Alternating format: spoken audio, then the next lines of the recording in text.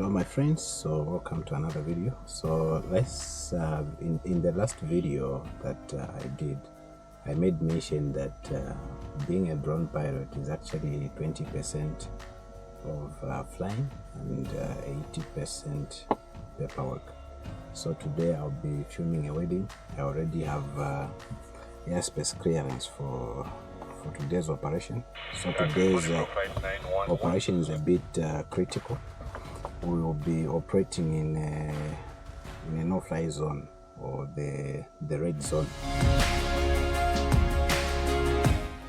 So on this assignment, I've got airspace clearance from ZAF. I've been cleared on, let me just go to the clearance. Of course, I'm putting it on the screen for you guys to see.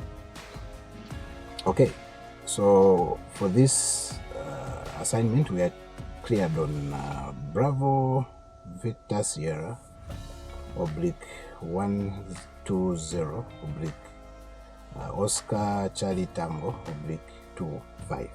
So this is the clearance number under which we are cleared. I'm putting it on screen just for you guys to see. Other than that, I have my remote pilot license. Okay, I also have my logbook to log my flight time after operation.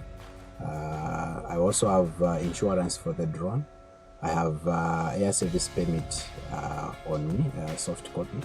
I have ROC certificate from the Zambia Civil Aviation Authority. I also have OPSPEC, operation specifications for the ROC. I've got an operations manual for the ROC. So these are the paperwork, and I think I'll put up a list of what I had to submit to Zambia Air Force in an email for them to give me airspace clearance. So this is what it takes to be a drone pilot. So people just see me out there, go fly the drone, but they don't know what the paperwork that I have to do, that is pre and post filming. So yeah, after this I have to log in my flight hours. I also have to do a document called the flight folio, detailing the mission, the name, the location, the nature of the assignment, date and time.